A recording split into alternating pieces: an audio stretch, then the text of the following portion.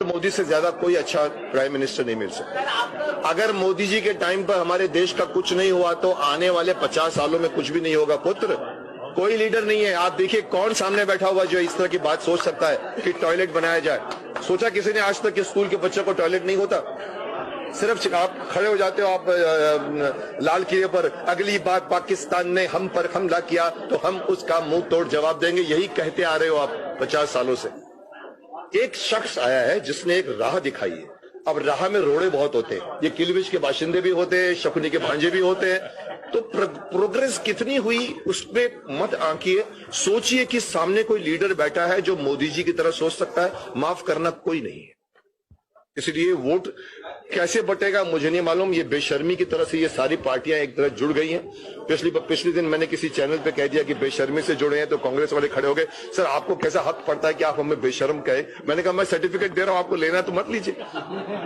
पर इससे ज्यादा बेशर्मी क्या होगी कि जिसको आप गाली दे रहे हो, जिसके साथ आपने झगड़े किए हैं, सिर्फ गोली नहीं मारी होगी शायद, पर जितने के आपने वर्ड्स के दागे हैं, उनको आप कहते हो चलो हाथ मिला लेते, चलो मिल लेते, चलो मिलते हैं थोड़े टाइम के लिए मिल लो। बस इस शख्स को हराना है। देश का कोई फायदा नहीं सोच रहा। इस शख्स जिसका नाम नरेंद्र मोदी है, उनको हराना है, बस उनका यही लक्ष्य है। आगे करोगे क्या आप?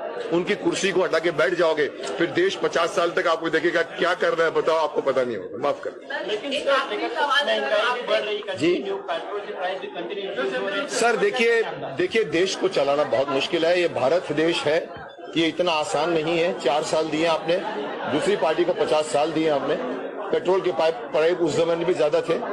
आज अगर मैं कह रहा हूं कि मैं ये कर दूंगा, अगर मेरे बीच में अगर किलबिश के बाशिंदे आ जाते हैं, अगर शकुनी के भांजे आते, तो मेरी स्पीड ऐसे फिर ऐसे होगी। तो ये पेट्रोल की वजह से सरकार मत चूज कीजिए।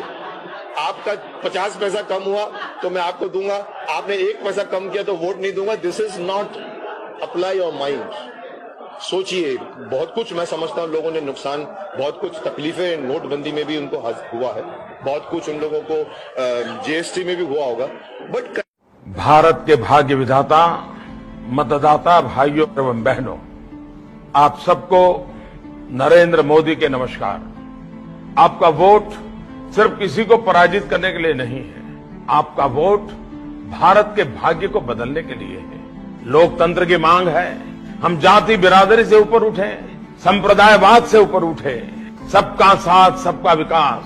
मैं आज हिंदुस्तान के हर गली मोहल्ले में हर मतदाता से मैं खुद के लिए वोट मांगने आया हूं कि आप कमल के निशान पर बटन दबाइए।